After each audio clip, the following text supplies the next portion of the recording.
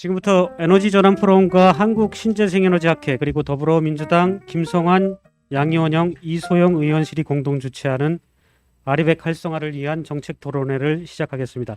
저는 오늘 진행을 맡은 이투뉴스의 이상복 기자입니다. 기업 활동에 필요한 전력의 100%를 재생 가능한 에너지로 충당하겠다. 이런 내용의 자발적 캠페인인 RE100이 발족된 지 올해로 8년째가 됐습니다. 이달 기준으로 이 캠페인에 참여하는 글로벌 기업이 310개사, 국내 기업은 10개사입니다. 처음에 자발적 능동적으로 시작을 했는데 이 캠페인이 이제 강제적인 변화를 요구하는 시점에 이르렀습니다. 탄소를 많이 배출하는 전기로 만든 제품을 수출하기 어려운 시대가 도래했습니다. 우리나라처럼 수출 의존도가 높고 재생에너지 비중이 낮은 나라에게 RE100은 치명적인 무역 규제가 될 수 있습니다. RE100은 이제 에너지 문제를 넘어서서 산업의 문제로 다다르고 있습니다. 오늘 에너지 전환 포럼과 신재생학회는 전기사업법 개정을 통해서 재생에너지 전력 직거래 기반을 만들고 실제 재생에너지 확대를 위해서 왕성하게 활동하고 계신 세 분 의원실과 정책 토론회를 공동으로 마련했습니다. 그리고 오늘 토론회 현장에는 이미 RE100을 선언했거나 앞으로 계획 중인 국내외 기업 그리고 재생에너지 공급사 그리고 국내 유관 협단체에서도 많은 분들이 참석해 주셨습니다. 방역 관계상 자리가 없어서 돌아가신 분들께 양해 말씀드리겠습니다. 모쪼록 오늘 토론회가 국내 RE100 대응을 위한 제도 수립 현황과 각국의 정책 동향을 살펴보고 당사자인 RE100 기업들의 의견을 경청해서 정책 개선 과제를 노출하는 유익한 시간이 되기를 기대하겠습니다. 이번 행사는 전환 포럼과 신재생에너지학회 유튜브 채널로도 실시간 중계되고 있습니다. 그리고 국내 유관 협단체에서도 많은 분들이 참석해 주셨습니다. 네, 이게 하울링이 생기네요. 진짜. 먼저 본 행사에 들어가기에 앞서 오늘 행사를 공동 주최하는 한국 신재생에너지학회 그리고 국회의원 세 분의 환영사 축사를 듣는 시간을 갖겠습니다. 먼저 이준신 신재생학회장님 자리로 모셔서 환영사를 듣도록 하겠습니다. 자리로 모시겠습니다. And I'd like to thank SKENS, and also I'd like to extend my gratitude to the presenters who will offer us with their insights. And also, we have quota for those who can participate on site, 50 people maximum. And not only those participants who are joining us on site, there are many people who are joining this event via YouTube. So I'd like to thank each and every one of you who are joining today's event online and offline. And today's event was possible thanks to the efforts and contributions of many people. As responding to the climate crisis and transitioning to an eco-friendly and low-carbon economic system is gaining more importance globally, Korea has also implemented various efforts in the national energy transition policy. And I believe that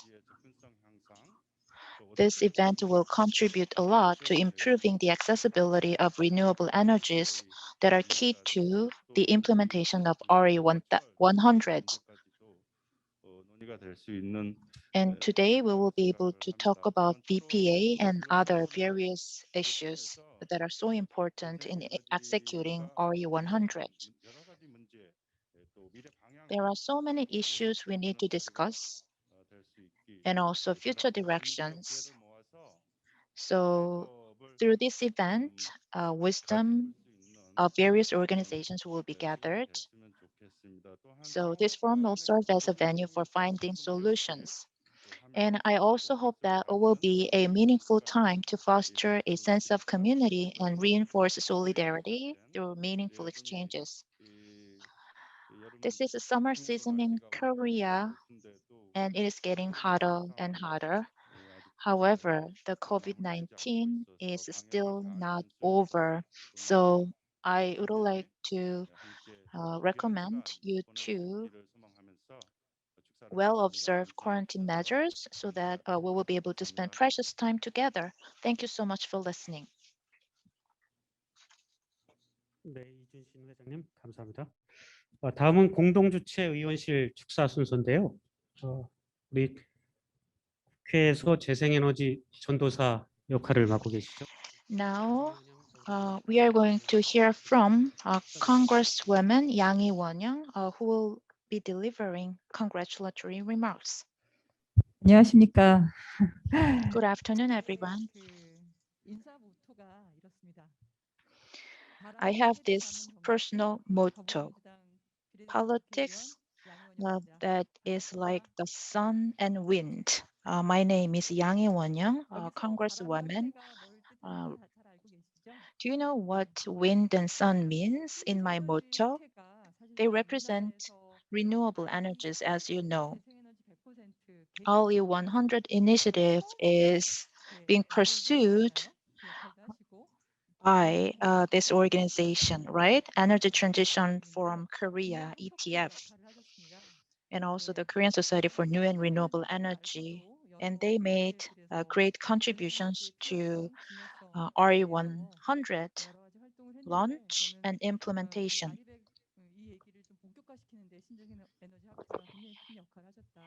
And I believe that there will be more efforts and dedication that will be made by the Korean Society for New and Renewable Energy. We need to make our activities sustainable on this planet.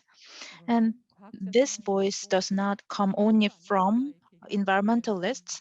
This voice is coming from scientists, and they say that we don't have much time until actual serious climate crisis. And one of the solutions to resolving that problem is to expand the share and footprint of renewable energies.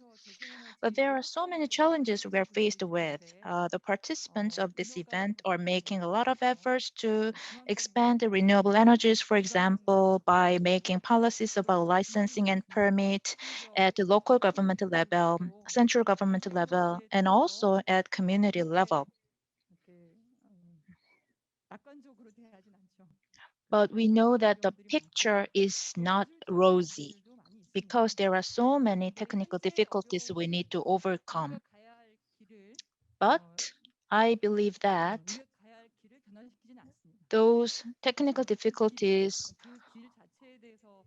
can be resolved if we share our wisdom, hands, and efforts, if we have a clear vision towards the future. As you know, in Korea, manufacturing sector takes up a lion's share of Korea's economy, and the role of those sectors is really important because they can create a lot of jobs in Korean economy, and they can make a great role in transitioning to renewable energies. I have worked on nuclear power plant initiative and also other renewable energy initiatives. I think successful transition to renewable energies is a key to economic growth of Korea. And in order to achieve that, the Korean companies and industries need to join their hands. So if you look at the cases of the US, Japan, and Taiwan, we can benchmark against those success cases. We have a long way to go, but we are setting the right direction. And Congressman Kim Sunghwan, who will be delivering his remarks afterwards, he actually came up with a PPA policy in Korea for renewable energies, and that was the starting point. So now is high time for us to talk about how to overcome technical difficulties and what kind of detailed steps we need to take and what kind of detailed policies we need to implement. So I'm working on legislation at the Congress, in order to expand renewable energy share. If you look at the curtail event in Jeju Island, we can get a lot of implications. For example, Energiewende in Germany can be a great benchmark we can learn from. For example, guaranteeing profit for renewable energy business is really important measure to expand the share of renewable energy. So we need to talk about how we can increase the accessibility of PPA and how we can combine RPS with the PPA. So we need to work on detailed legislations, policies, and rules. I have 3 years in my remaining term, so I will make utmost effort to expand the share of renewable energies. So the ultimate goal of carbon neutrality will be achieved in the end. Thank you so much. Thank you, Congress Lady Yangyi Wonyoung. Next, we will hear from the online 의정 일정 때문에 participation by one of the Congress person. So due to the busy schedule at the National Assembly, Congressperson Lee Soyoung couldn't attend the meeting by person, but she is joining us online. Nice to meet you all. I am Lee Soyoung, the Congressperson for the Democratic Party. Actually, I'm not sure whether you can see and hear me because as for myself, I couldn't hear the first part of this forum due to the bad connection. So I can see that today's forum is mostly about RE100 and PPA. So we had the revision of the Electric Business Act that allowed the transaction of renewable energies. And there were actually a lot of heated discussions about whether or not this act should be passed or not. So it was not an easy process to have this revision of act being passed. Well, to make this revision really meaningful, we have to look into the implications and details. For example, how to deal with the excess capacity and how to deal with the fees for usage of grid.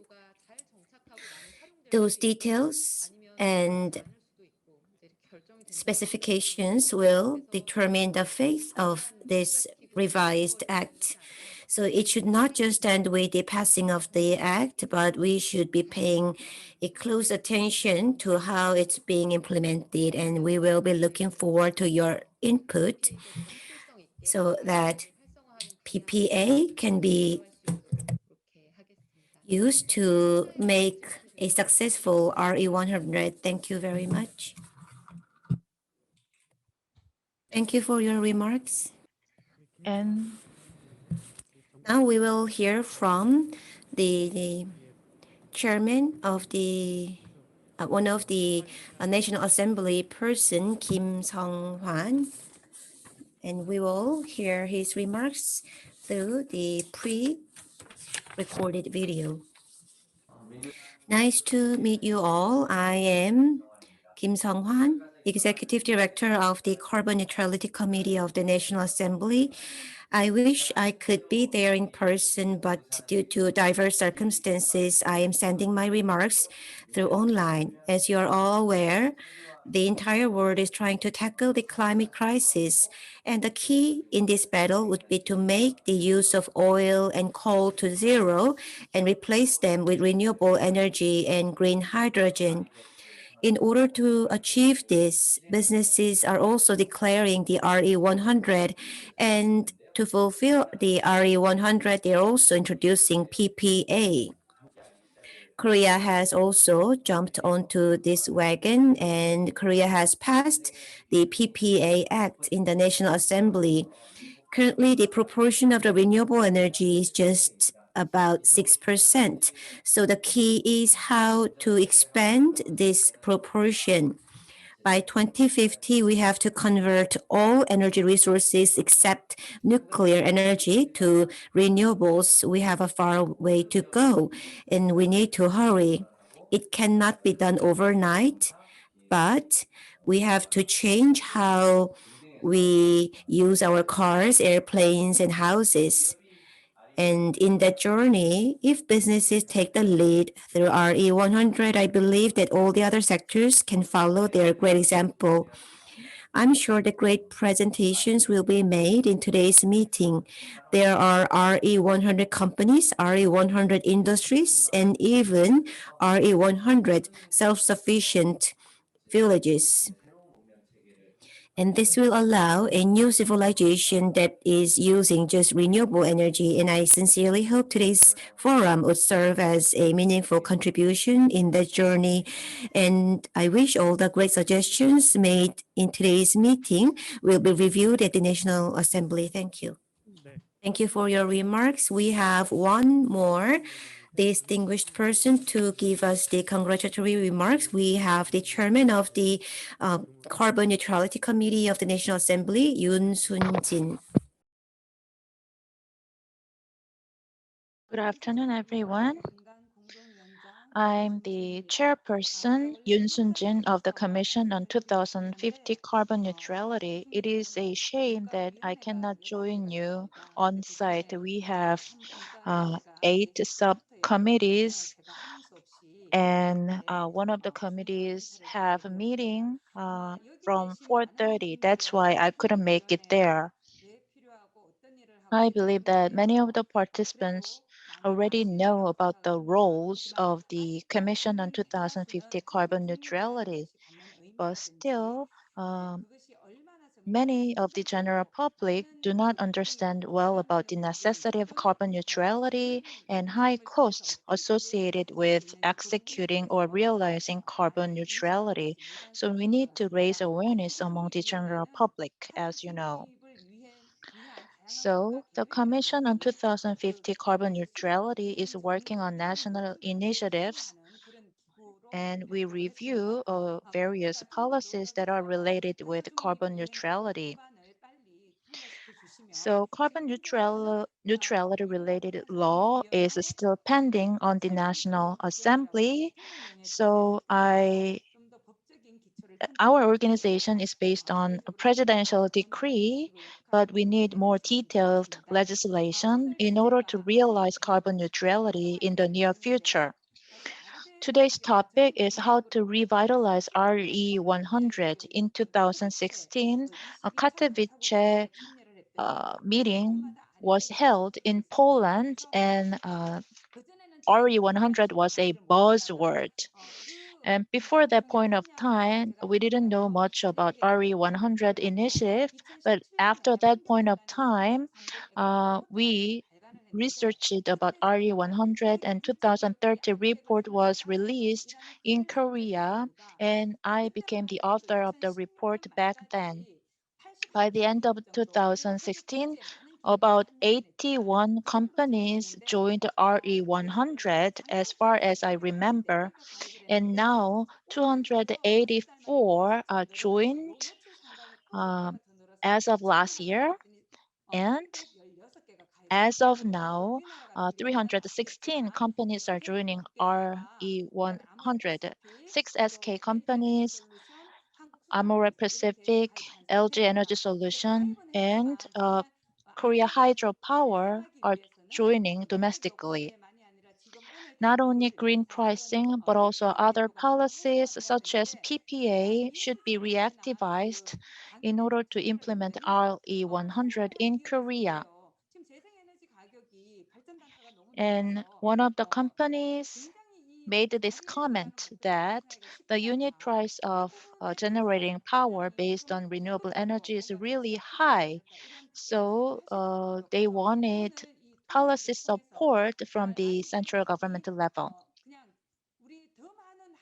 So, in this policy forum to revitalize RE100, we need to focus on increasing the number of corporate members, but also we need to focus on increasing the participation at the community level, at corporate level, and also at government level.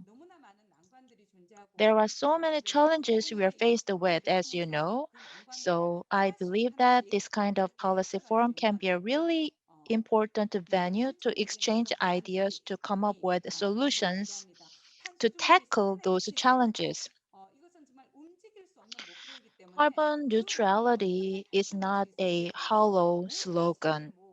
There are concrete ways we can realize that ultimate goal. So, in order to do that, we need to be persistent in our efforts. Thank you so much for listening. 말씀 고맙습니다. Thank 이제 you for your great remarks. Now let's go into the presentation and discussion.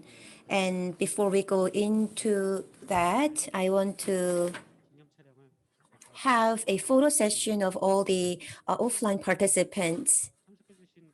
So we have distinguished guests here, including presenters and panelists. Please come forward. Now we will go on to the presentation. So in order to implement RE100 in Korea, we have introduced 5 measures. First is to have the on-site facility, and others would be to use the third-party PPA and etc. And TEPCO is currently laying the foundation for the third-party PPA, and we will hear from Director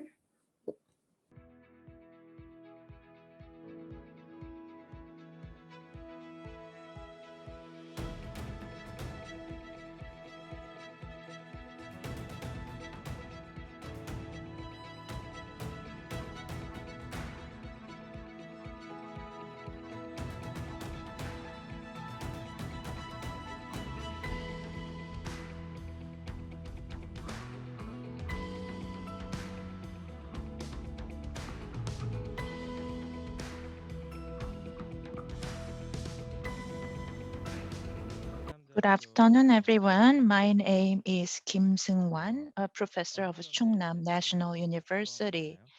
There was a strategy policy forum about renewable energy a while ago, and KPX Market Innovation Committee is now working on this issue as far as I understand. And I believe many companies can provide a lot of insightful feedback in order to successfully implement related policies. Today, I am going to talk about corporate PPA related law and some issues we need to tackle going forward in order to realize the purpose of corporate PPA law. About 3 topics are discussed a lot when it comes to corporate PPA. First is a policy framework. Second is about over-the-counter transactions among third parties or private entities, credit, financial issues, or financial risks need to be addressed because this is a new type of transaction out of a formal electricity market. And also, policy incentives in order to revitalize the PPA policy need to be discussed. Agreement parties, governments, and corporations all have roles to play. So I think we are at the stage of setting the policy framework now. The draft PPA law passed the plenary session of the National Assembly, so we are still working on details of the law. So we are coming up with detailed policies and laws through the revision of Electric Utility Act. I'm trying to pull up the screen to share it with you. So if you look at the definition,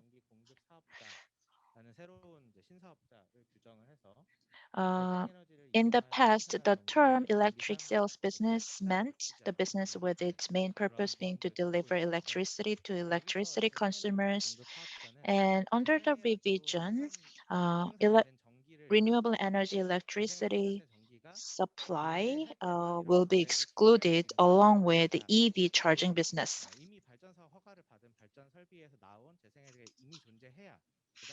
And renewable energy should be provided by licensed power generator in order to sign PPA. So we need to keep that in mind. So the power generation license or permit is a prerequisite.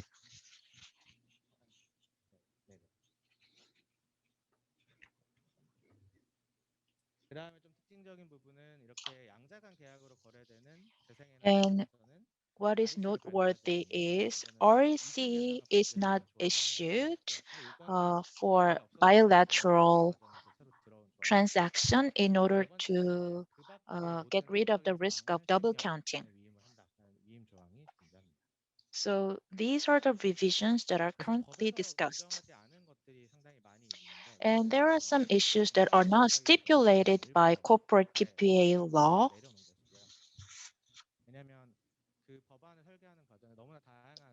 So those missing issues or matters or agenda can be stipulated in subordinate rules of Electric Utility Act. So we need to decide who will be in charge of the final power supplier in emergencies and who will be the subject of supplementary supply and how we will treat or handle excess power generation and how the information about the over-the-counter transaction volume will be shared and how we can impose uplift charges and how we can impose sleeving fee.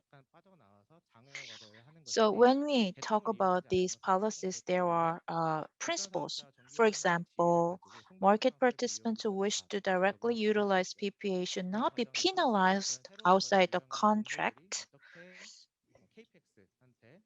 And necessary transaction information should be shared with KPX so that the new transactions do not harm the system operation. And another principle is market participants who wish to directly utilize PPAs must also pay a fair price for the costs they incur. So here the important thing is a sleeving fee. So sleeving fee should be applied in a fair manner. So third-party PPA and direct PPA should be applied with the equal application of sleeving fee. So in the future, we need to work on the policies related with the sleeving fee. So as I mentioned already, these principles about the policy setup should be kept in mind. As I mentioned earlier, first, market participants who want to directly utilize PPA should not be penalized outside the contract. And second, market participants who wish to utilize PPAs must also pay a fair price for the costs they incur. And third, Considering the characteristics of the contract between the parties, maximum discretion should be guaranteed as long as it does not harm the system operation. And there are different types of over-the-counter PPAs, and the policy need to accommodate all the possible scenarios.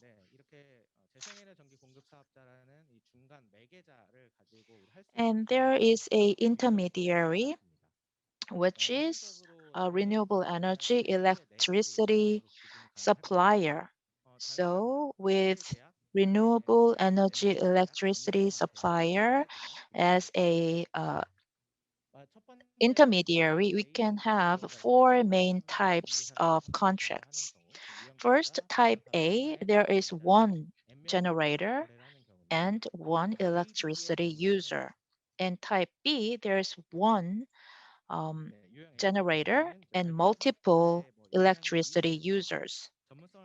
And for the types A and B, if the power generator is not competent enough, and if the handling of contracts and other matters is entrusted to a renewable energy electricity supplier with expertise, the power generator and the renewable energy electricity supplier may not be the same entity.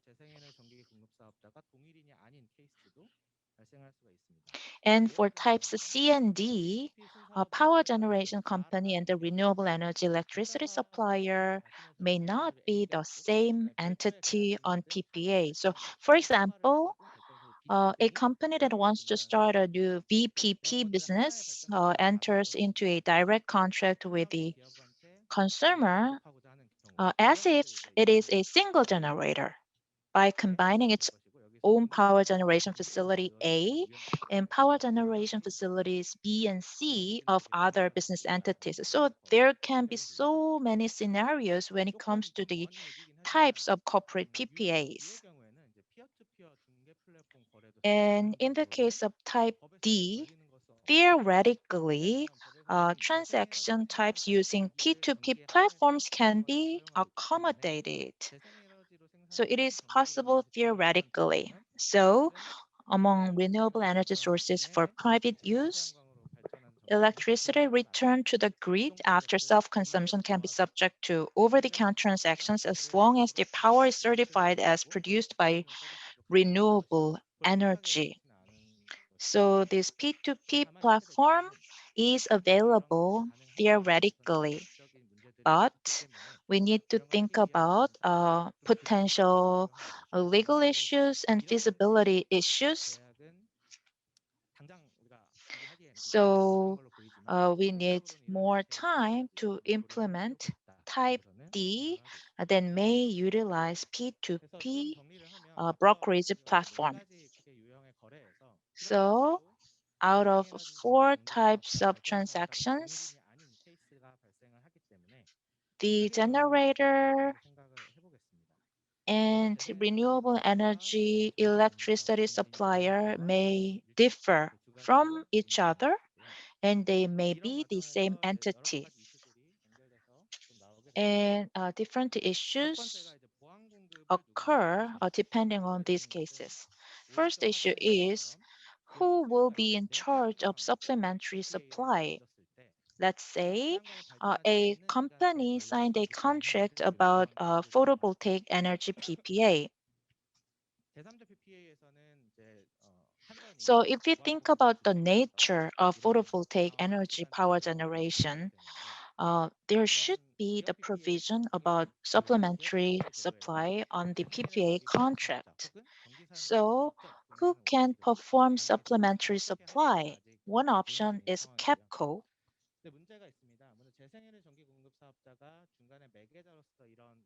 But if the renewable energy electricity provider wants to perform supplementary supply, there is an issue, which is its KPX membership is not specified in the law.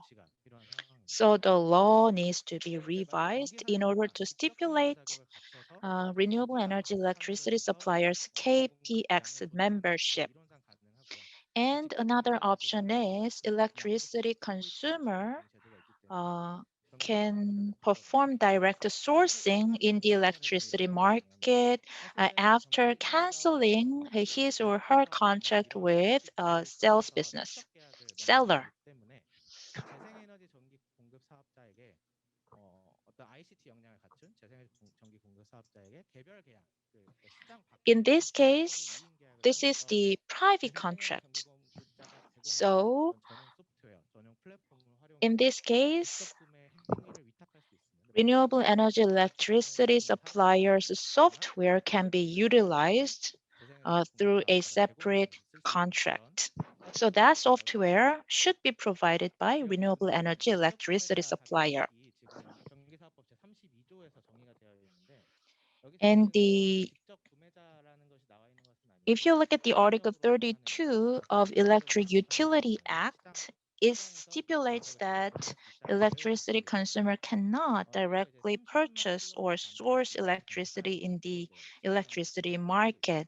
However, those electricity consumers with a certain capacity is excluded from that prohibition under presidential law. So going forward, this provision needs to be revised. Now let's talk about the final power supply responsibility.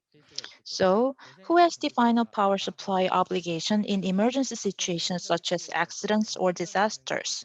One option is KEPCO.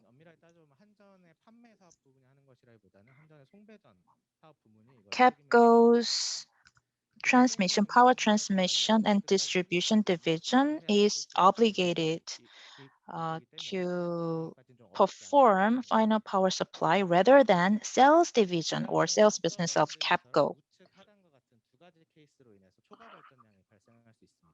And excess power generation may occur. So if there is excess power generation, how can we handle and treat that excess amount?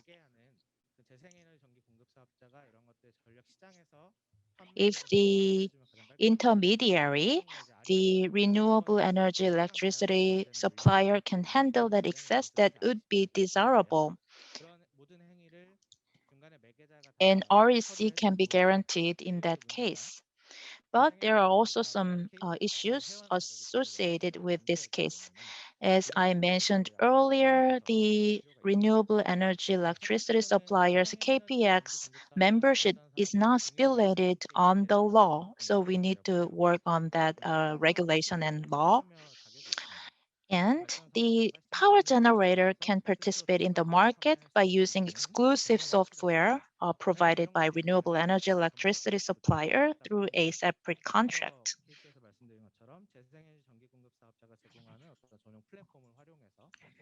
So in this case,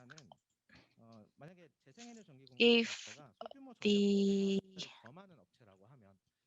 another proposal is when a renewable energy electricity supplier serves a small-scale power brokerage and brokers excess power, it is also possible to trade in accordance with the rules of the exchange. So there are a number of cases where renewable energy electricity supplier also assume another role of power brokerage. And this kind of practice is allowed by the current law that is applicable to new electric utility business types. And accurate billing is also very important. So we need to work on contract amount information sharing. And the research is going on the electricity market operation rules for accurate billing. And it is mandatory to notify KPX of volume information on over-the-counter contracts, for example, a day or an hour in advance, if that information is not well shared with KPX, then related risks cannot be monitored closely. Unit price of private contracts do not need to be shared, but volume information on over-the-counter contracts need to be shared with KPX. And also, imbalance settlement system needs to be improved to fairly charge the cost incurred to the system, even to PPA parties. So going forward, we need to work on KPX real-time market and imbalance settlement. So as I mentioned earlier, there's currently a committee that is working on innovating KPX real-time market. So they are dealing with these issues.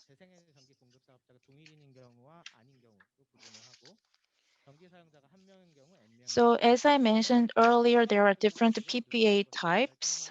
For example, power generator and power supplier may be the same entity or they may be the different entities.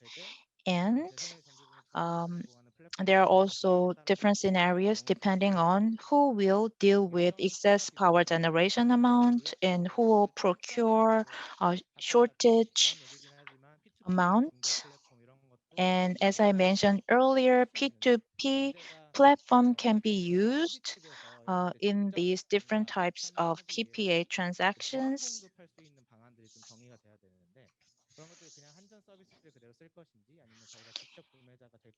And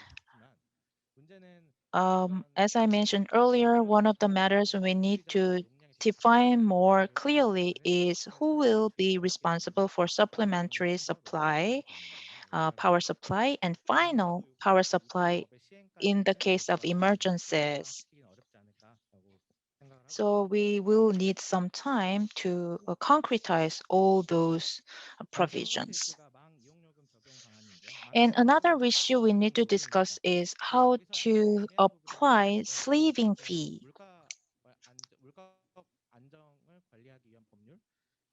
There are inflation law, and that inflation law, utility fee is considered as a public service fee, and the law is not clear to identify whether or not sleeving fee is reflected on power utility bill. So sleeving fee is a rate system to recover the cost of grid services provided by transmission and distribution providers.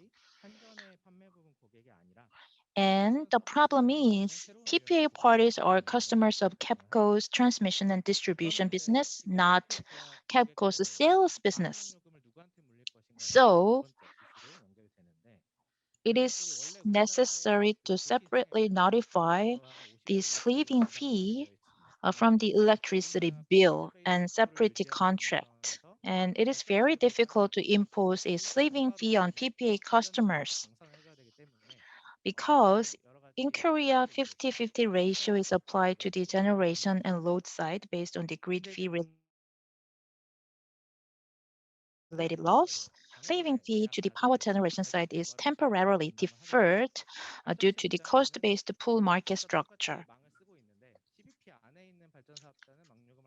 And since the sleeving fee is a fee according to the type of grid use, the same unit prices should be applied regardless of the types of exchange or over-the-counter transactions. So, in other words, if the rules of the existing CBP market are applied as they are, it is impossible to directly impose a sleeving fee on the PPA power generation side. So these are the issues we need to discuss going forward. If we impose sleeving fee on the sides of power generation and load, we need to determine the share ratio. In the US, the ratio is 0 to 100, and in EU countries, the power generators take up less than 35%, but that ratio differs country to country. 그 서울에 있는 고객과 새만금에 있는 태양광 발전소가 계약을 할 때 왕료금이 차이가 나야 되냐 안 나야 되냐 이런 And we also need to discuss whether or not the 그래서 sleeving fee should differ depending on the proximity 일단 of 발전소 power 시장 generation 가격은 facility. 어렵지 않을까 생각이 됩니다. 왜냐하면 CBP 시장이 아직은 바뀌려면 시간이 The 필요하기 CBP 때문에 market will not 아직 be revolutionized in the short term, 수성적인 논리가 부족하고요. so imposing sleeving fee is a very difficult matter to execute. 너무 높은 발전식 개통요금 부과하게 되면 이건 재생 And 영향을 주게 됩니다. 지금은 the sleeving fee on the power generation side should be applied equally to exchange traded and over-the-counter transactions for fairness. 뭐가 들어가겠지만 누가 1차적인 책임을 지는가가 재생에너지 사업 But if the sleeving fee on power generation side is too high, then may have a negative effect on renewable energy expansion.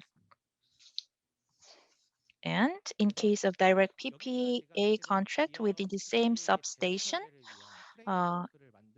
if the proximity is very close, it should be possible to exempt the transmission fee. So, how can we revitalize corporate PPA? For example, local governments can support land, or they can exempt taxes or offer tax benefits. And there can be some contentions saying that corporate PPAs are getting all the benefits and it's not fair. So if you favor corporate PPAs over other agreement or contract types, that can be an issue. 전국적인 망투자 수요를 줄일 수가 있습니다. 그런 건 분명히 사회적으로 기여를 하는 것이기 때문에 그런 형태의 계약을 하기 But 위해서는 어느 if 정도 on-site PPAs are revitalized, we can achieve great cost savings in terms of grid usage or sleeving fee. Photovoltaic energy is very expensive, and power utility, general power utility bill is very low. 조금 비싸더라도 계약을 할 유인이 저는 있을 수 있다라고 생각이 됩니다. But if 특히나 the 이런 계약을 power 맺을 cost 때는 will go up in the future, that can serve as an incentive for PPA. So, in order to revitalize corporate PPA, local governments may support land or guarantee rapid power generation business permit licensing, 이런 계약들은 이제 여러 가지 금융적인 수단과 정부 and 지원들이 좀 결합이 되면 사회에 기여할 수 있는 여지는 충분히 we 있습니다. can help them with mitigating contract-related risks. So, when we consider that a large amount of initial investment is required for renewable energy power generation and long time to recoup the investment cost, there will be some policies we can support those issues.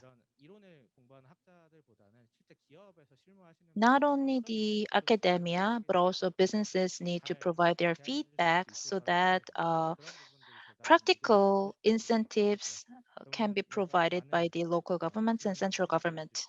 So I hope many businesses can offer candid opinion and feedback. Thank you. Thank you, Professor Kim Sunghwan, for your kind explanation. We have the last presenter. We have Impact Director of RE Source, Hannah Hunt, and she will present about the PPA status and cases of Europe. So Europe has already introduced PPA, and resource is an organization doing research about those issues, and she is in charge of the impact director for our resource. So let's invite her.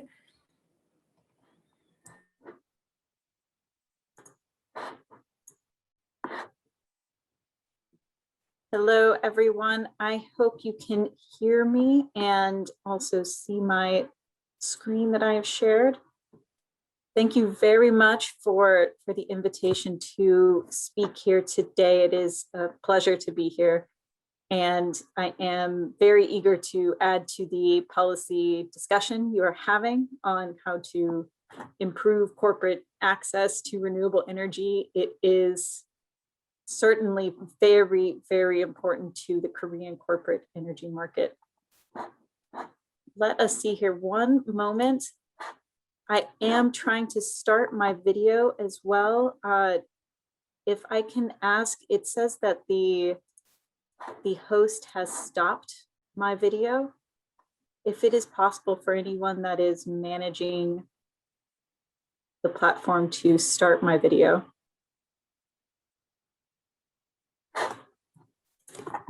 One moment, please. Thank you.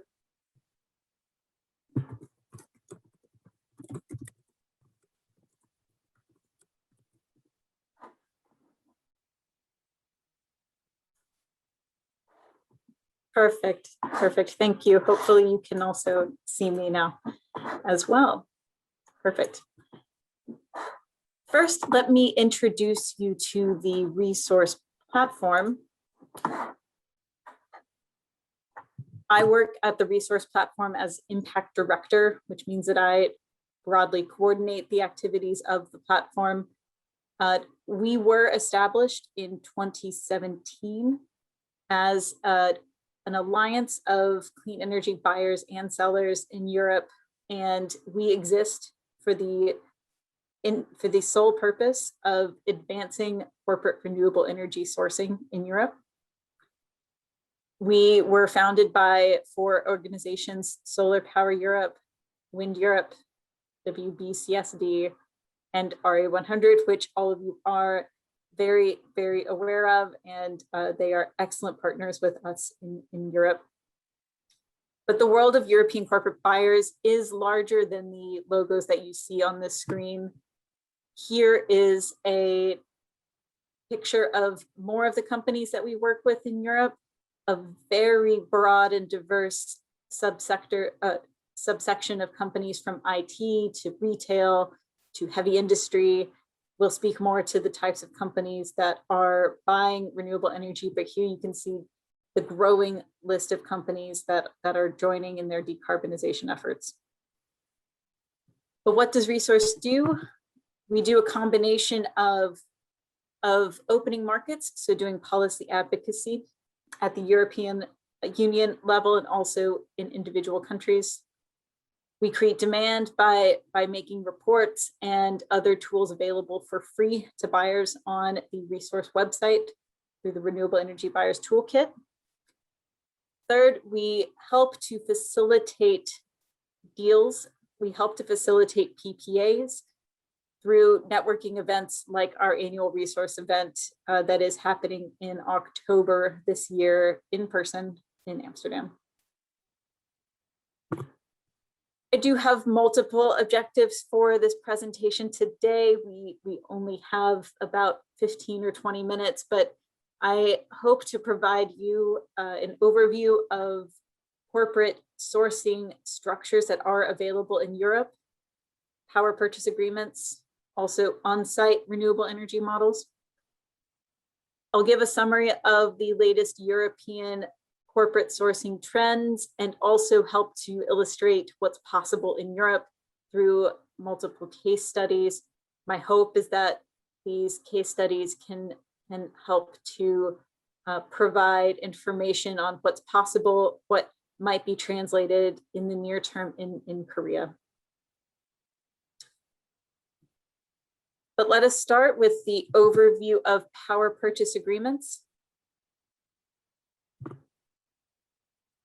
And I know today this is a forum designed to help create a PPA market in Korea, but let's start with the general understanding of how we define PPAs in Europe. That is, as a long-term agreement to buy power from a renewable generator, from a wind or solar project. These are long-term contracts, 10 to 15 years in length, that are designed to purchase power, and also the renewable energy certificates that are tied to the power that is generated for the companies to prove their renewable energy use. But why are PPAs important? This should be true in both Europe and Korea. For the buyer, a PPA can help them to meet their sustainability goals, reduce their power costs, manage power volatility and manage that risk. For the renewable project developer, they receive a guaranteed off-taker for electricity. This helps them to achieve the project financing that they need to get new renewable energy projects built. Certainly important. And as we can see here, again, what the PPA provides is revenue certainty, not just important to the developer, but important to the banks or the investors in the projects. And how large is the trend in Europe now? Here you can see this slide shows the volume of PPAs signed in Europe since the first PPA was announced in 2013. We have had a record year each year since that time. Last year, we saw 4 gigawatts in PPAs announced. So far this year, the good news is we are on pace for another record year. We already have over 3 gigawatts of PPAs announced, and we are only halfway through the year.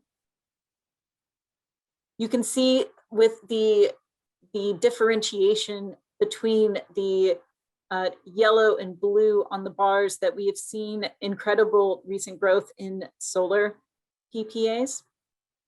Also important growth in offshore wind PPAs in the last 2 years.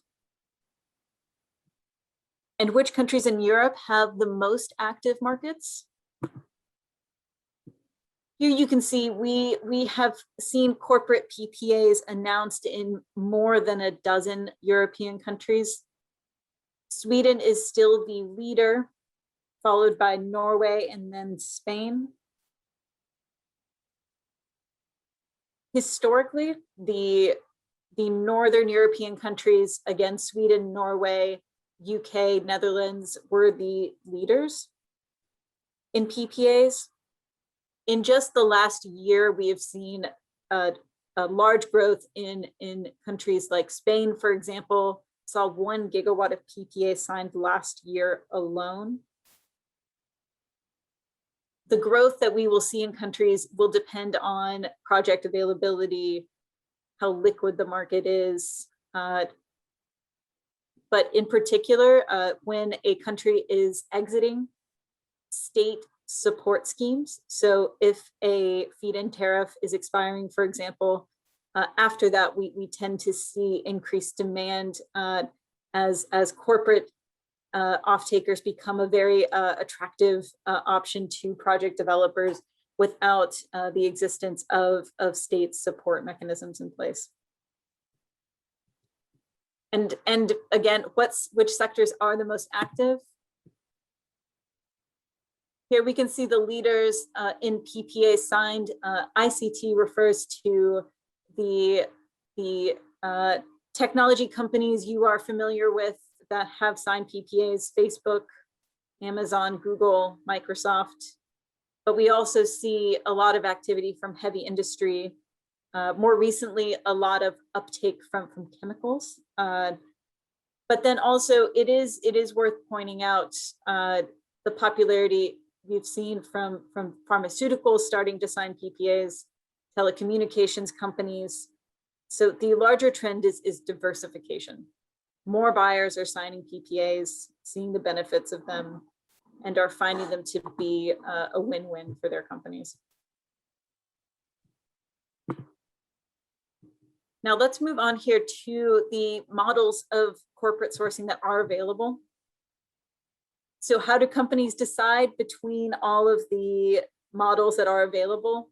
There are a lot of options: on-site, off-site, purchasing guarantees of origin on their own. How do you decide? It will depend on the company's risk appetite, the size of their demand. There is a range of impacts that each type of procurement model has. At the simple end of the spectrum, you can buy guarantees of origin. These are the renewable energy certificates in Europe. You can buy those, but the more impactful models are usually installing an on-site renewable energy project, or again, signing a PPA.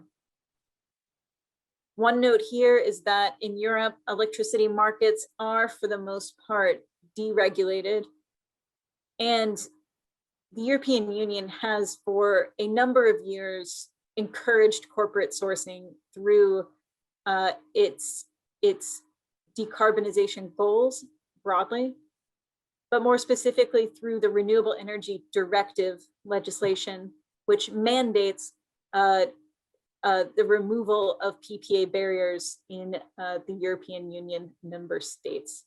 That is very good news for us and for companies. Countries are mandated to make it as easy as possible for companies to purchase renewable energy.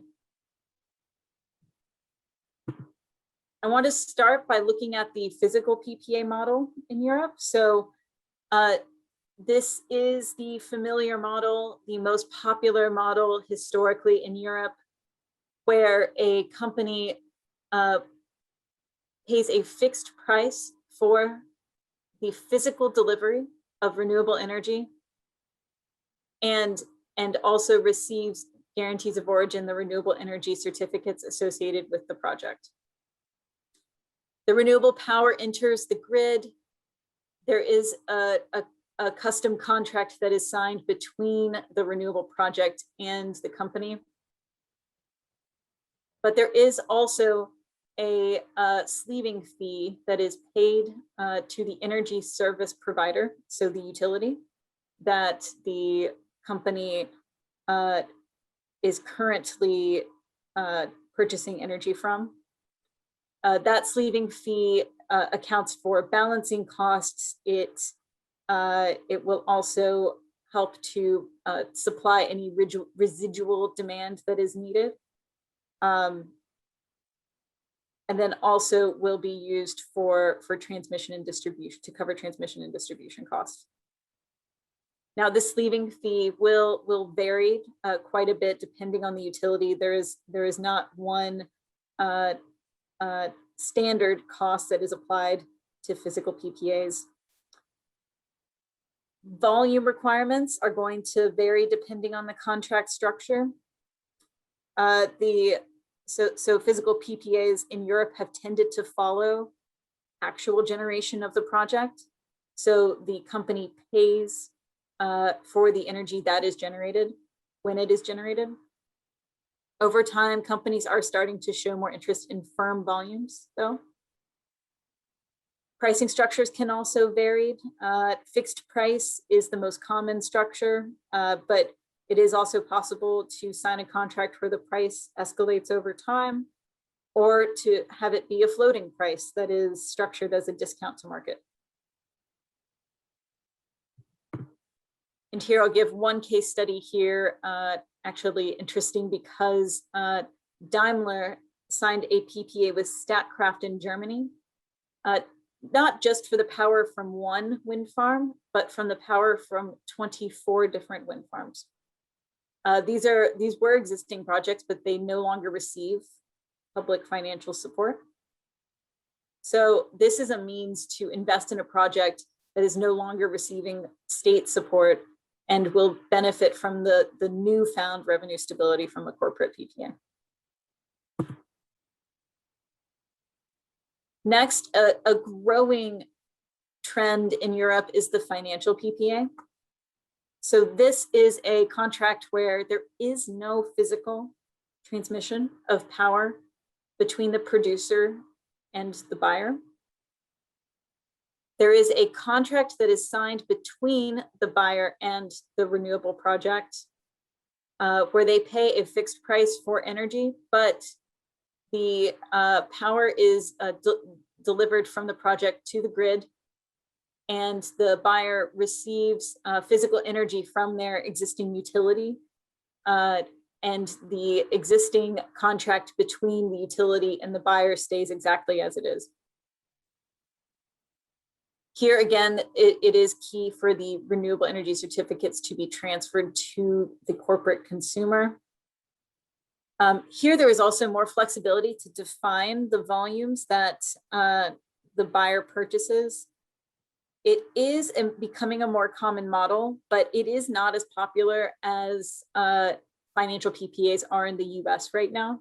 For example, because under international accounting standards, financial PPAs are treated as derivative contracts, which means that there is a much higher administrative burden on companies that sign financial PPAs for accounting treatment versus the simpler physical PPA.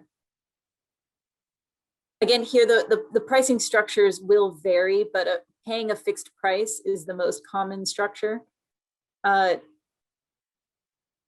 The benefit to the project developers that they receive a fixed price, and then in return they pay the buyer the market price that they receive for that energy when they sell it onto the grid. And here's a case study.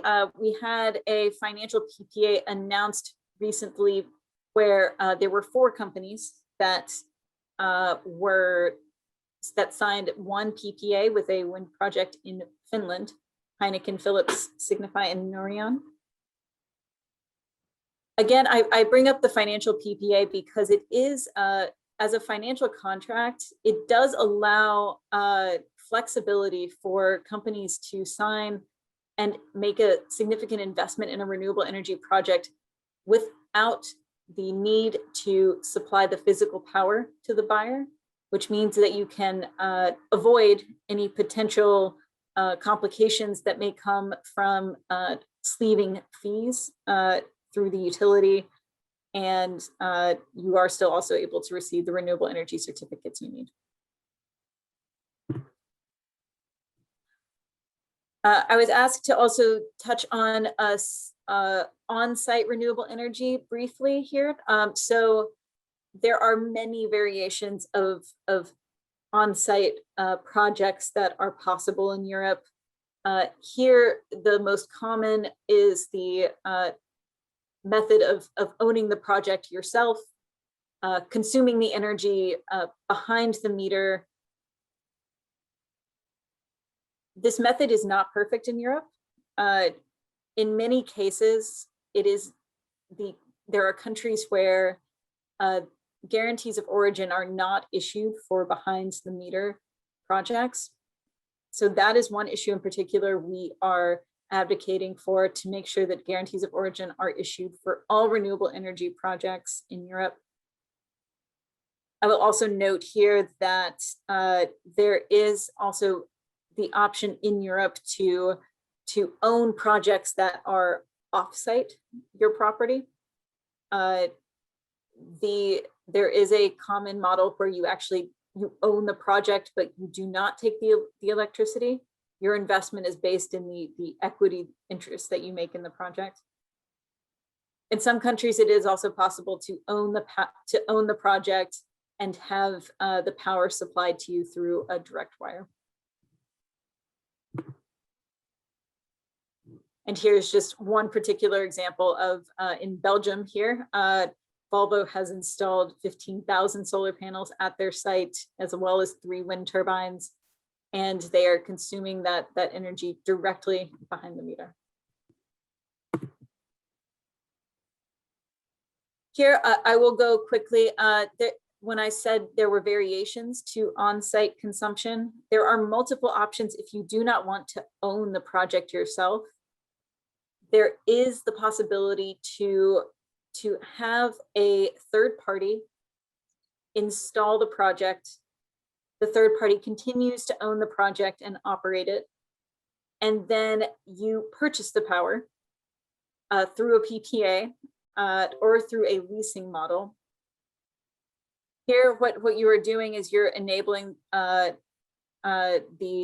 deployment of new renewable energy on your property or on a property that is adjacent to yours. If you do not want to own it yourself, there are plenty of developers who will be interested in continuing to own the project themselves and to sell you the power.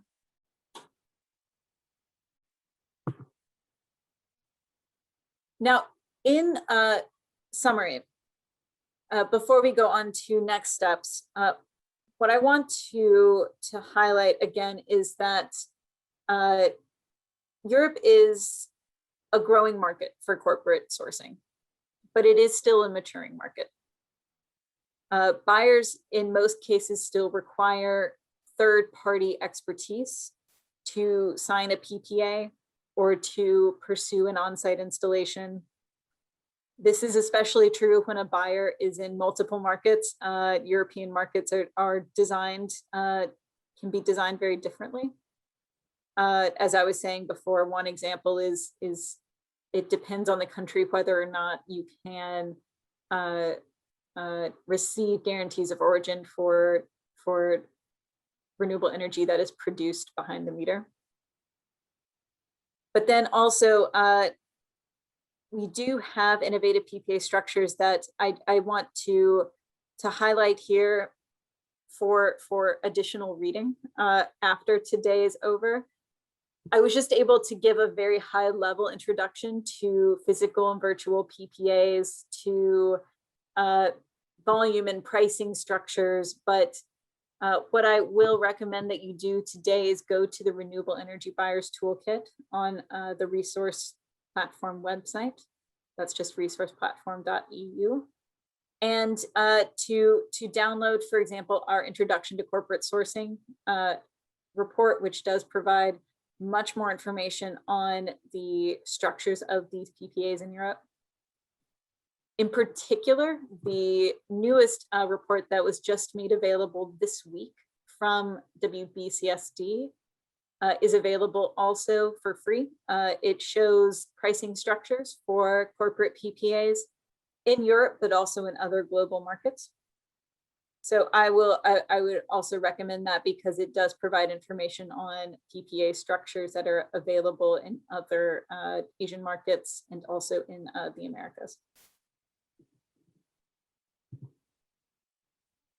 And I will stop here. I'll leave it here on this slide. Thank you very much.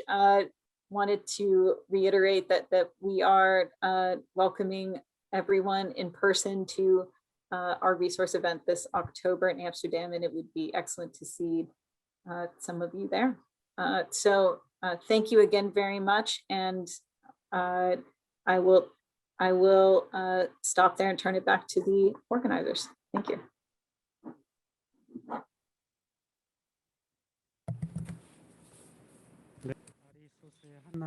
So we heard from the Impact Director at Resource, Hannah Hunt. We are about 10 minutes behind the schedule, and we will arrange the setting for the panel discussion, have 5 minutes of break, and then resume.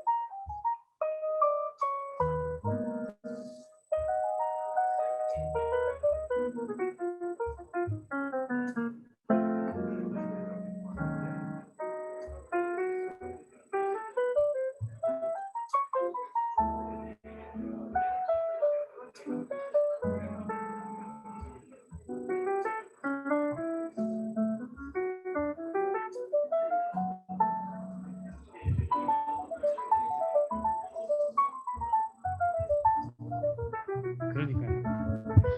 자, 우리 토론자분께서 자리 좀 배석해 주시기 바랍니다. All the panelists, please take your seats.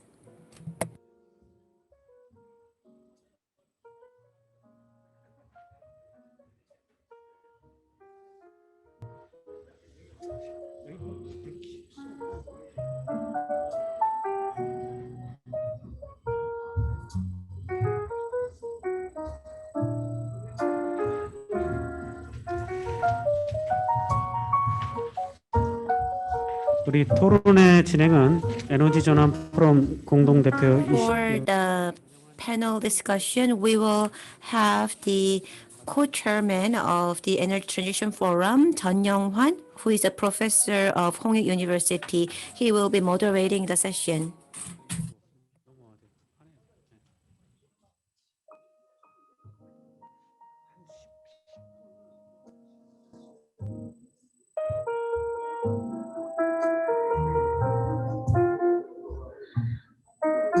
네, 자료 정리를 하고 지금부터 재생에너지 Now 바꿀 we will begin the panel discussion about how to revitalize RE100 in Korea.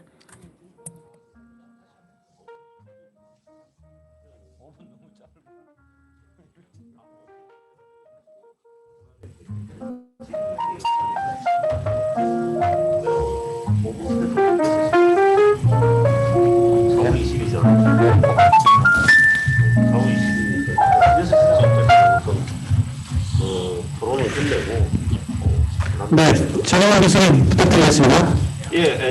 시간이 Professor John, please proceed. Well, we are a little bit behind the schedule, so I'll try to hurry. So we are a little bit behind the schedule. I am Professor Wonyoung of Hongik University, and I will be moderating this panel discussion session. So I'll introduce today's panelists. First, we have Mr. Seungwan from LG Energy Solution. We also have a lawyer, Park Jin-pyo, from the law firm PKL. From Hanyang University, we have Professor Kim Young-san. And from the Ministry of Trade, Infrastructure and Energy, we have Mr. Lee Jae-ik. So we will first invite Mr. Seungwan from LG Energy Solution.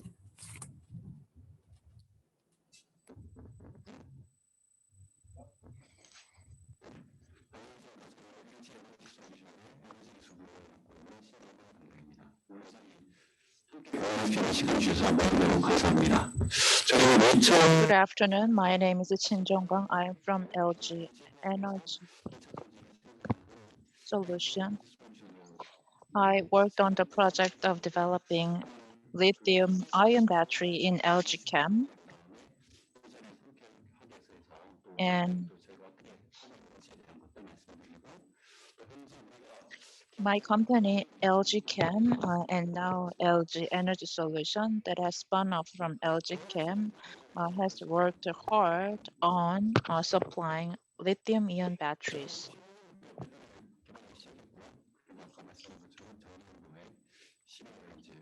My company has 23 years of experience of delivering innovative products and solutions to apply eco-friendly energy.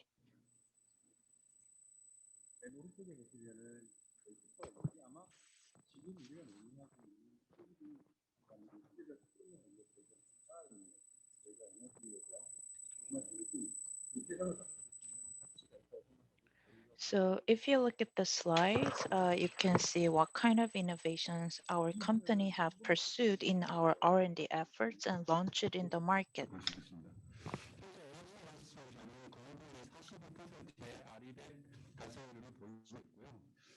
And our company has a high interest in joining RE100 efforts.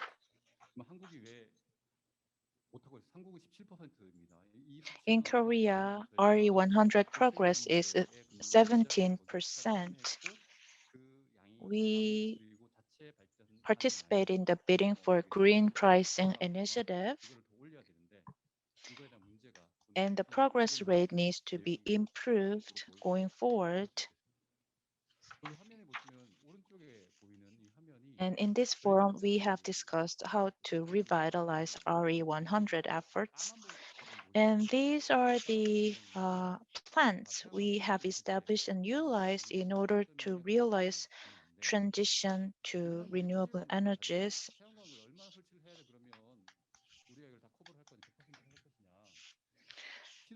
So how much photovoltaic capacity is required to achieve our E100 ultimate goal?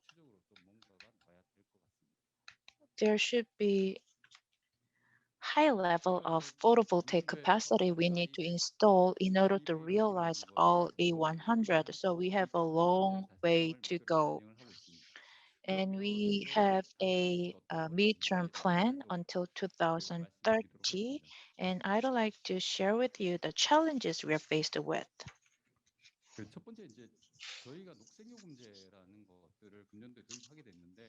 I mentioned the green pricing, and we have introduced the green pricing mechanism this year. And we had a lot of discussions about how sustainable that scheme is. For example, will we be able to continue that scheme next year and the year after? And greenhouse gas emissions are counted, but the assumption is greenhouse gas emissions should be zero. That is the naive expectation, but still greenhouse gas emissions are being emitted. So we are still learning in operating our portfolio.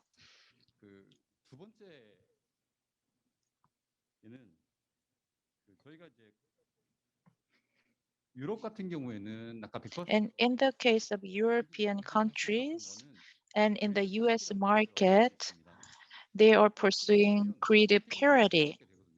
And if grid parity is realized, then RD100 goal can be achieved easily. But in Korea, grid parity is a far-fetched goal for now. And do you think only large companies in Korea will join this effort? I don't think so, because large companies are linked to overall supply chain, and the supply chain is linked to all small and medium-sized businesses. Other presenters talked about a sleeving fee and cap cost fee. It means that sleeving fee and other fees should be at the reasonable level so that not only large corporations but also small businesses can join this effort. When the cost is relatively high, they can be they can be afforded by large corporations, but that is not true for small businesses. And as Professor Kim Seungwan mentioned, VPP, our other standalone contracts can be utilized in order to realize reliable supply of electricity. So the basic assumption of PPA is reliable supply of renewable energy electricity. So only when that condition is guaranteed, RE100 will be able to be achieved. Because of time constraint, I summarized my presentation. So if you have any other questions, please let me know afterwards. Thank you. So we have heard from the business perspective. Now we have a lawyer Park Jin-pyo from BK&L. Nice to meet you. I am Park Jin-pyo from BK&L law firm. So I'm providing a lot of advices for these renewable projects. And a few years ago, I have done an advice for the signing of contract for the virtual PPA. So we don't have those contracts for coal or gas. And last night, I have prepared this documentation, and I could see that our presenter, Ms. Hannah Hunt, has already mentioned a lot of what I have prepared, so I will skip them. And I will just talk about what was not covered in Ms. Hannah Hunt's presentation. So you can see here what is the meaning of corporate PPA. So traditionally, we had the traditional PPA can be signed for LNG, coal, and nuclear and other power sources. In the US, it has the free power market.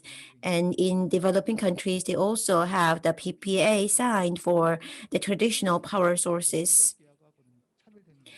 And PPA is different from the financial contract. Financial contract is for the CFD to be signed, the contract for difference. But for corporate PPA, it has different meaning. So it has to do with the physical dispatch. And we also have the virtual PPA, which is not in line with the traditional concept of PPA, a little different in the characteristics. And it's not just for the power supply, but it can also deal with the transaction of certificates for renewable energies. And the benefits of corporate PPA is that it can have long-term contract and have agreement on the price and the risk sharing amongst stakeholders. So the previous presenters have talked about different types of PPA.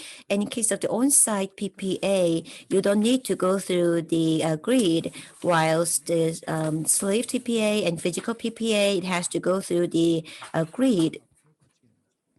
And the sleeved PPA, it has to go through the retail supplier. And for the synthetic PPA, it is similar to the derivatives, financial derivatives. In case of Europe, they also have the proxy revenue serve, which is to use the financial concept in signing PPA. In case of Japan, it has its own, Toyota has its own on-site facility. What was surprising with this case was that I looked up their website. And Japan's power market developed slower than Korea, but with PPA, it is going ahead of Korea. We can skip this slide. And for the virtual PPA, there are some similarities with other models, but the big difference is the volume fluctuation. So there can be changes in the volume because it's renewable energy. And for the wind power, there can be wake effect and blockage effect. So those are some possible volume risks. So Ørsted, they had a lot of risks and losses. And curtailment is also another risk that can happen. And in the generation, it can be unstable. It can have some shape risk, and the dispatching schedule and the power generation schedule cannot be matched. So there can be balancing risk. There is also the cannibalization risk. So with more renewable energy being generated, the price will go down. And there is the price bidding mechanism behind this PPA. So the more you produce, the lower the price would go. So I wanted to emphasize the fact that the previous presenters have talked about all the important points in the power market and also in the renewable energy industry. And I welcome the introduction of related legislations in the Korean market, but I am sure that there are some rooms for improvement. And as Professor Kim mentioned during his presentation, I believe that I'm a lawyer, so I want to focus more on the legal documentation, because if you look at the Korean PPA law, there is this Renewable Energy Electricity Supply Project Act, which classifies the PPA as not the power generation project, but as the electricity industry project. And I think it is a little vague because in essence, they are very similar. Just the off-takers are different. But one side is regarded as the renewable energy project. They need to get the license for construction and M&A. So they have more obligations to fulfill. So I believe that it should be regarded as a general power grid issue. So there should not be any disadvantages suffered by the renewable energy generators. So we have to consider the equality in the grid operation. And the difference between the power generation and the renewable energy generation is that the power generation industry, they go through KEPCO's grid, whilst the renewable energy generators, they have the direct supply to their consumers. And the major goal of this renewable energy project is tricky to say, because currently they are just providing for a certain percentage of the off-takers. So some off-takers can be using 60% of their energy demand from these renewable energy suppliers, whilst the other 40% is supplied by KEPCO. And aggregators, well, somebody mentioned about the concept of aggregators, and I believe that this is the facilities, the power facilities. If they are tossing their electricity to aggregators, then there cannot be any priorities that the generators can place. And in terms of the power transaction, I think it was already mentioned, but there should be some improvements made in the Power Transaction Act. And there should be some improvements made in the act regarding the treatment of the power transaction for the excess generation. And for the renewable energy producers, they should get some preferential purchase dispatch.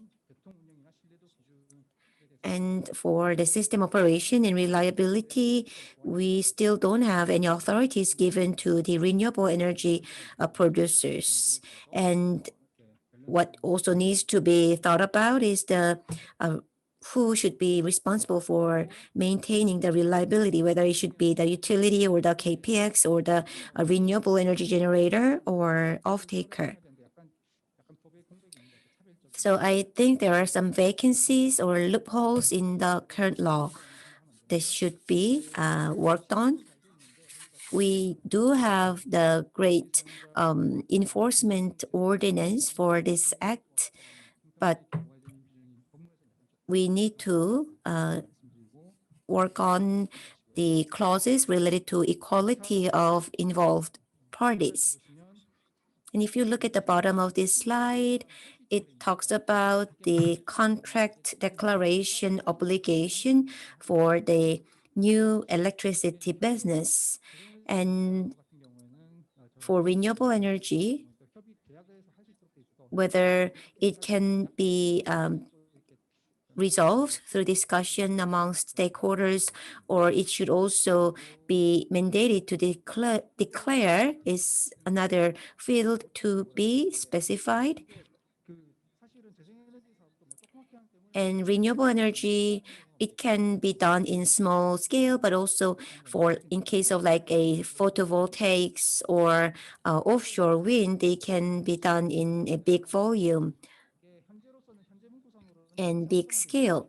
And it does not in the act, it does not differentiate the scale of the renewable energy operators. So I believe that it should be further specified in the implementation phase to differentiate different players in this renewable energy industry.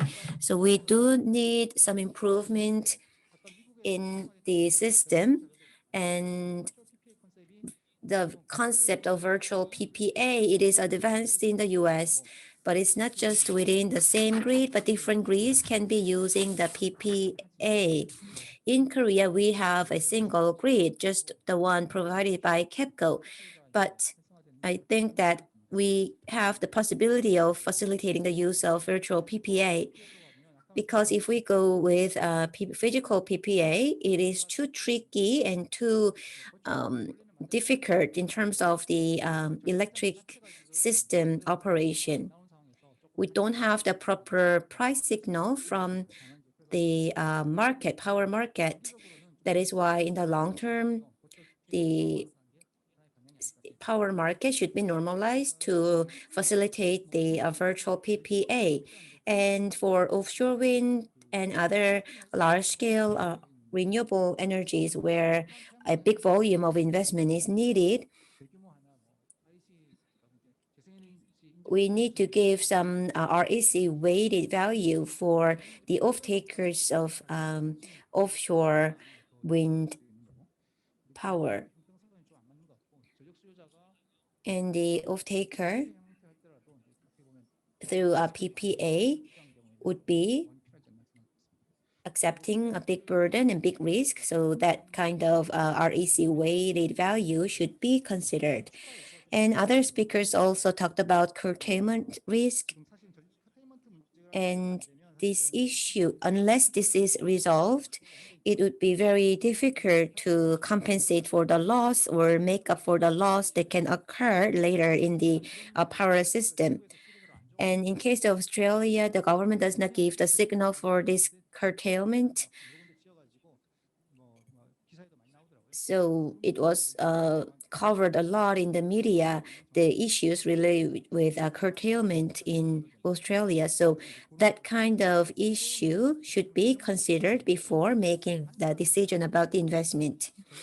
And regarding the use of the power grid, there are like firm services and interruptible services.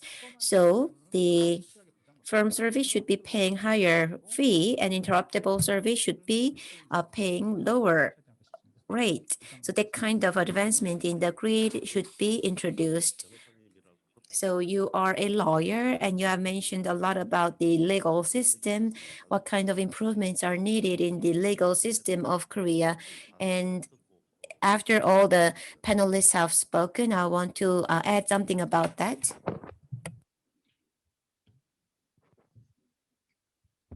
And Professor Kim Yong-sun will take over from here.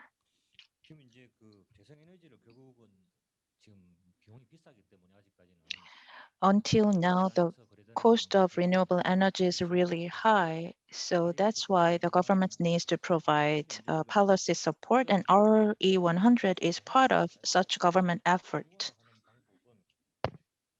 There are different types of government supports for renewable energy. So I'm talking this from the point of the scholar. So mandatory production or consumption can be one of the support types.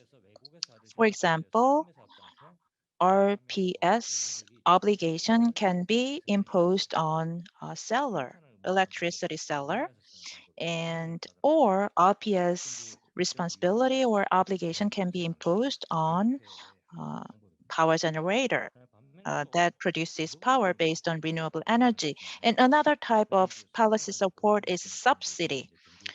So the production or consumption can be subsidized. One example is FIT, FIT, or electric vehicle buyers may be subsidized by the Korean government. So these are the examples in order to support the expansion of renewable energy. So the subsidy may be paid to the producer or to the consumer, but this kind of subsidy is not applicable to renewable energy power generation because it is not clear who will be using the renewable energy. So the case is different between electric vehicle purchase and renewable energy use. And another government support can be encouraging voluntary consumption. Examples of this voluntary consumption support is green pricing and green PPA. So the governments can make efforts to raise awareness to encourage voluntary consumption of renewable energy sources. So I have mentioned what kind of government support can be provided for renewable energy, but up until now, the Korean government has not been so successful in offering such support.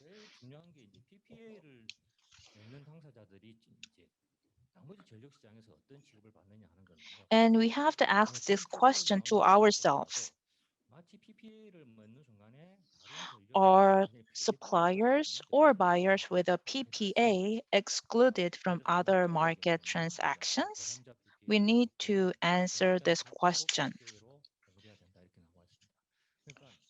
For example, the supplier party of PPA should be bound to PPA. So can operators who have signed a PPA contract not participate in the electricity wholesale market for the amount of electricity other than PPA? And same goes to consumers. And or consumers who have signed a PPA contract excluded from KEPCO's electricity sales, even for the amount of electricity other than PPA. So we have to make sure that supplier or buyer parties to a PPA are not excluded from other market transactions because these constraints serve as disincentives for renewable energy. So this issue is coined as market pariah. And also we need to ask this question to ourselves. Are consumers with their own power generation facilities excluded from KEPCO's electricity sales? No. If you think about it, net metering is applied, which is very favorable mechanism. If it is a physical PPA contract, PPA contracts are no different from private self-owned power generation facilities, except for a sleeving fee. And another presenter mentioned about the important issue of supplementary supply. But if you think about it, the term supplementary supply itself presupposes the logic that PPA contracting parties should be excluded from the electricity market.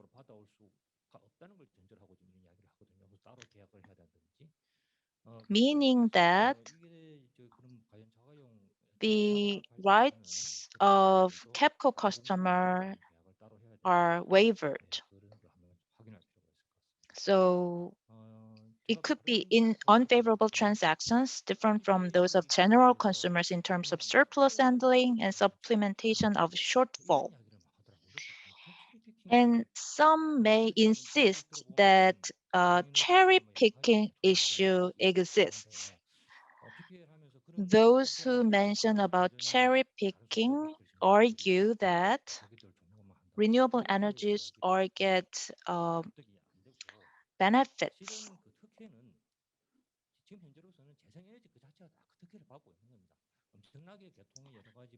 For example, even when renewable energy sources create fluctuations and uncertainty in overall power system, various benefits are being provided to renewable energy businesses. So some argue that that is cherry picking. And heavy strain on power system that is caused by renewable energies is not accounted for.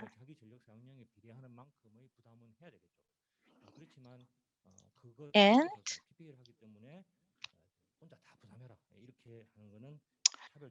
what we need to also keep in mind is discriminatory charging of renewable energy PPA is inconsistent with the social goal of expanding the supply of renewable energy.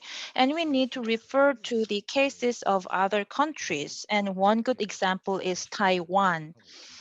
A number of corporate PPAs are being signed in Taiwan, and some circumstances are very similar to those of Korea.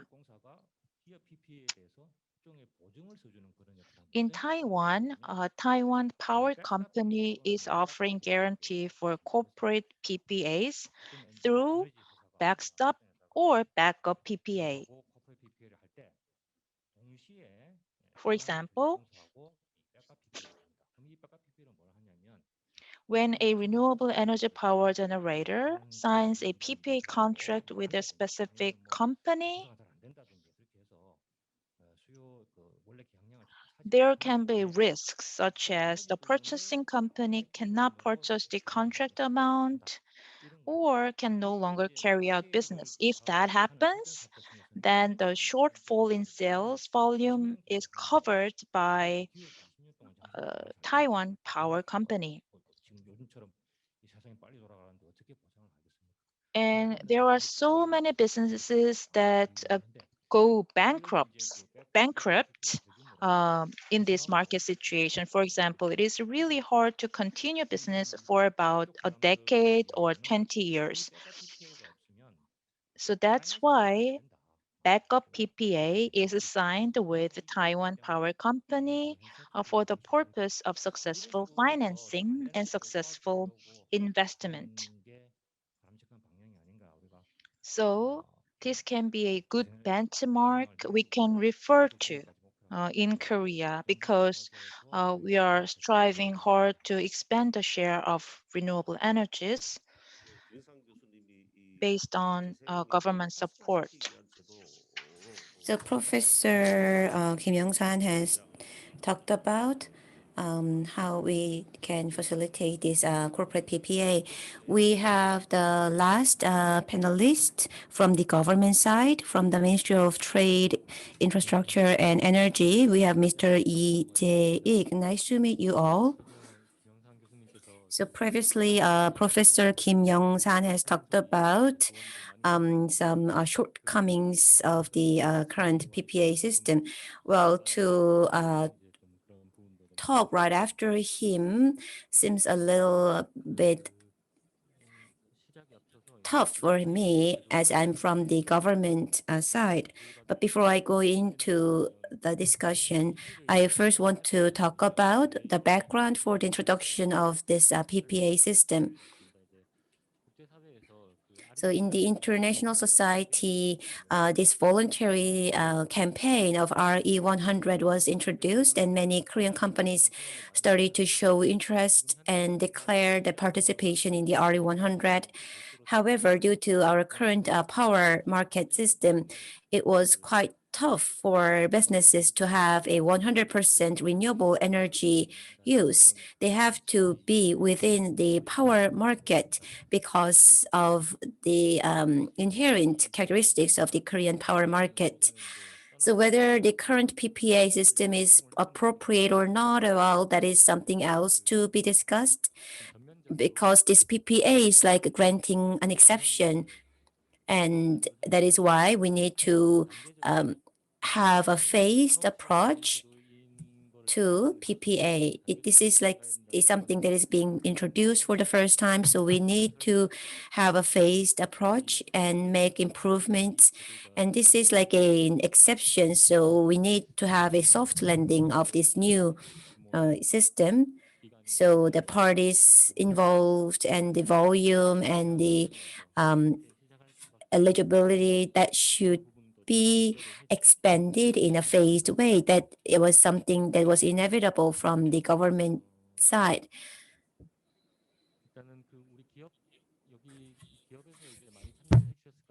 We have many people from the industry here, and this third-party PPA system was designed by the Ministry of Trade, Infrastructure and Energy.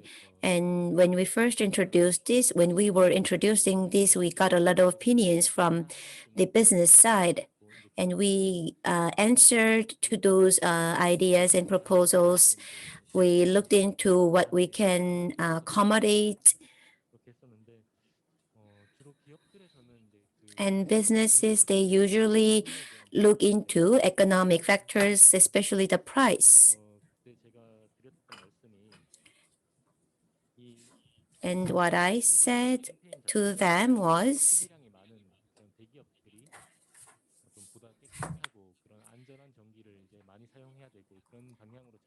So it would be desirable if large companies take their initiative to use eco-friendly and green renewable energies. So that was the intention of RE100. So we need to think about reasonable pricing to realize that purpose.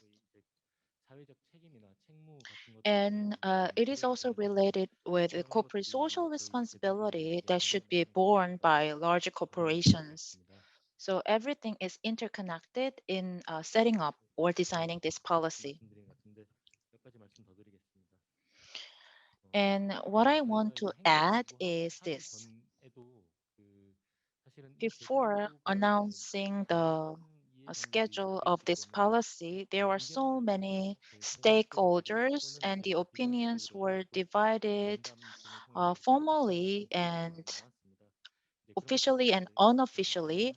We had a lot of interviews with experts and non-experts.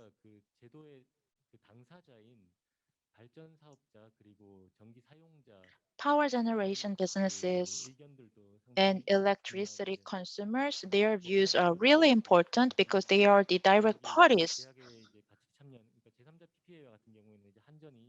And in the case of the third-party PPA, KEPCO is also an important stakeholder, as you know. And also KPX is an important stakeholder that operates the power exchange market. And general public who does not participate in PPA, they are also indirect stakeholders. So we wanted to make everybody happy if that is possible. So it was really challenging to reach a consensus. When we announced the plan of third-party PPA, we also announced the basic principles together. For example, this third-party PPA should not harm the reliability and stability of power system, and it should not impose unreasonable burden on the general public who are general electricity consumers.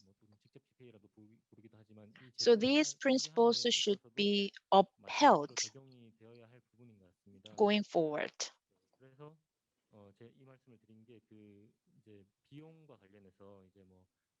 So when we make decisions or discussions about the cost, uplift, or sleeving fee or discount, we should not forget those principles. There are a lot of general consumers who are not the party to a third-party PPA. So the new scheme of third-party PPA should not impose any kind of burden on the general public.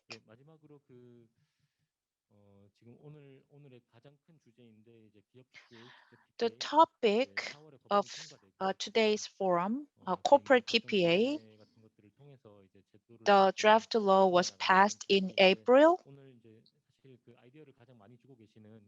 and many ideas were exchanged today, including Congressman Kim Sunghwan and other presenters.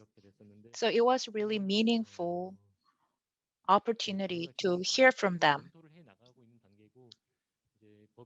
So we are still reviewing the new mechanism of corporate PPA, and the deadline will be October because after the schedule announcement, we have about 6 months to gather all the feedback.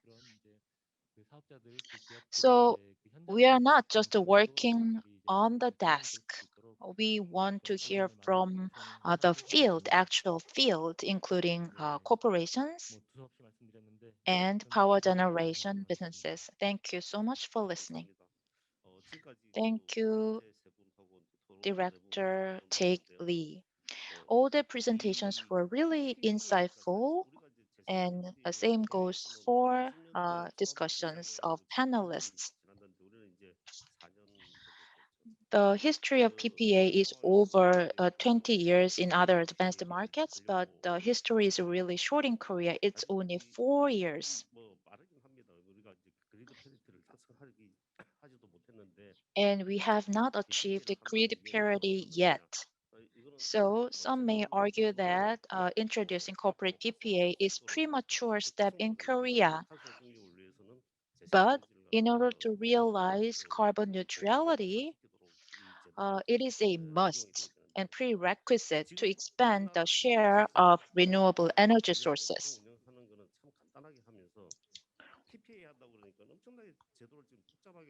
PPA scheme may seem so much complicated,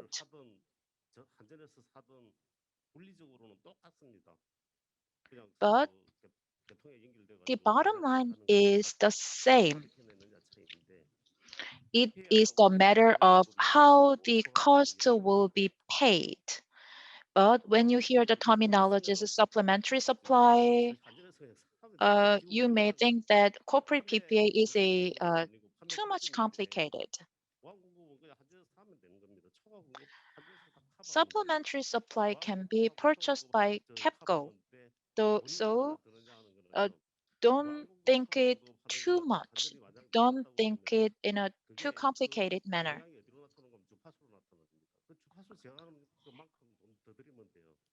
And the frequency may incur more cost when we implement a corporate PPA, but once the corporate PPA transactions are revitalized in the Korean electricity market, then we will be able to resolve many issues naturally. But we are at the nascent stage. We are taking the first step, so don't think the mechanism in a complicated manner. Many details will be worked out as we implement this new mechanism. We are going to open the floor briefly to receive questions or comments. Please identify yourself, the organization you work for, and your name.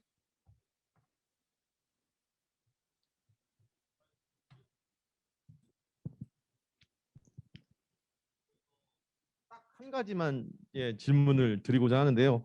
I have one question. 질문이 될 것 같습니다. I have a question to Mr. Wonyoung from KEPCO. 한전의 총괄 원가를 기반으로 1년마다 산정이 되고 Sleeving 있습니다. fee is calculated every year, right? Based on embedded cost method. 적용을 할 것인지 아니면 계약 체결 당시의 요금으로 So will be the sleeving fee updated every year to PPA?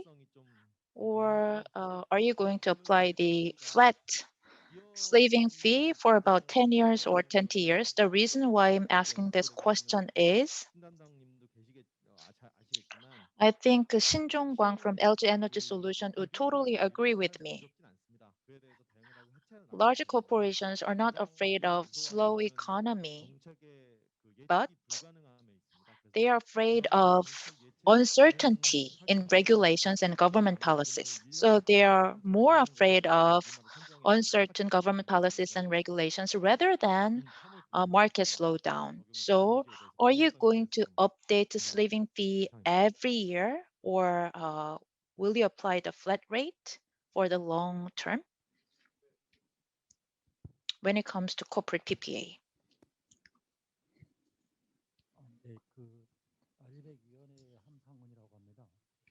My name is Han Sang-hun. I'm the committee member of RE100.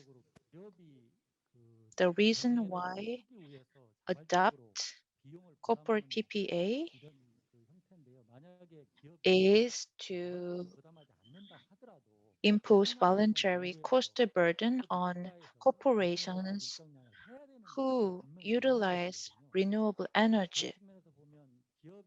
So that is the structure of corporate PPA. When corporations voluntarily select to use renewable energies, they need to voluntarily burden associated cost. Green pricing cost is 10 Korean won, and the cost will go down going forward. So the cost that is burdened by corporations who join PPA should be at the level of green pricing, I think, which is 10 Korean won. I'm not saying that we need to realize a grid parity right away, but in the meantime, the cost burdened by corporations that sign PPA should not be too heavy. So that's why I argue that the cost level should be at least at the level of green pricing cost.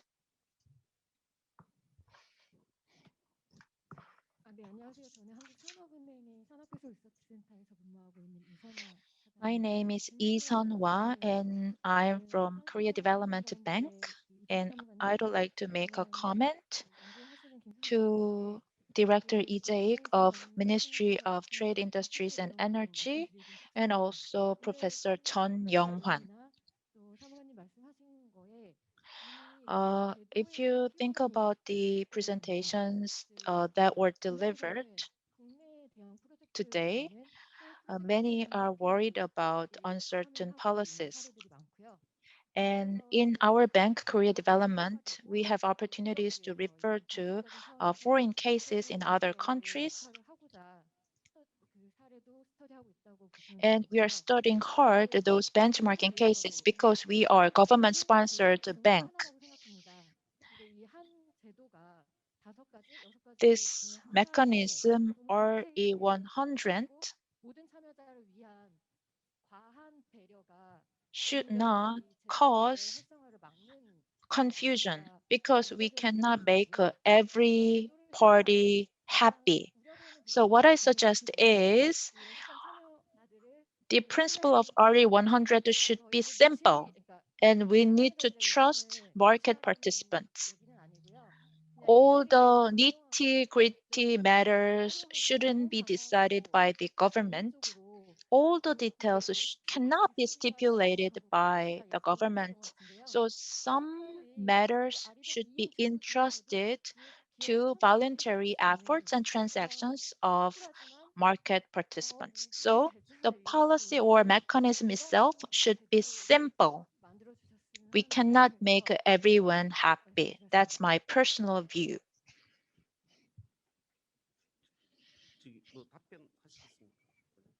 Any comments? 네, 저 SK텔레콤에서 근무하고 있는 신성남 매니저라고 My 하고요. name is Shin Seung-nam. I'm from SK Telecommunication. 이행하겠다고 선언한 기업 중에 하나로서 다양하게 이제 제3자 SK Telecommunications has joined the RE100 initiative, and we are purchasing REC, and we are researching and studying economic feasibility. And policymakers need to understand the circumstances corporations are faced with. As a Moti expert mentioned, yes, economic feasibility is important. So we need some grace time if a new cost factor will be applied to RE100 participants so that we can make better preparations. And we want some clear regulations about the government budget that can be supported for RE100 participating companies. And other than green pricing,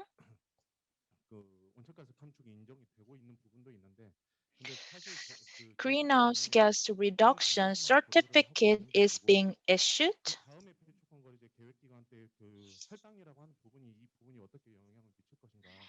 And we want more long-term plan of the government about this greenhouse gas reduction and RE100 budget. For example, if grandfather allocation is applied, allocation may get reduced for RE100 participating companies than those companies who are not joining RE100. So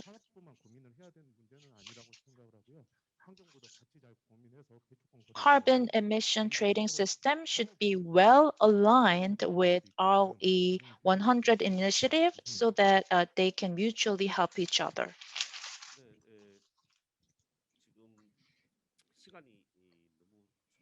We have well passed the scheduled time, so sorry that we need to wrap up this forum for now. And I hope there will be similar opportunity to discuss about this topic. And I see some of the great potential speakers among the audience. So I'd like to wrap up this forum now. And thank you so much for your participation. 기술에서 오신 분께서 그 송배전 요금 1년마다 현행처럼 할 거냐, 아니면 롱텀으로 배정을 할 And 거냐. there was a question about the frequency of sleeving fee updates, right? To corporate PPA. 기반이기 때문에 1년마다 Basically, sleeving fee will be calculated every year. 발의백을 한다고 해서 갑자기 그게 이제 바뀌지는 So 않고 even for RE100, the sleeving fee will be updated every year. 부과하는 게 아니라 It is not randomly calculated by CapGo. The update goes through meticulous calibration. It is not randomly decided by CapGo. So even when the sleeving fee is updated every year, there will not be drastic fluctuations. 소비자 유형이 단순했는데 지금 거래 유형이 많기 때문에 그런 부분에 Now, the transaction types will be diverse compared to the past. So don't worry too much about the sleeving fee complication. Thank you.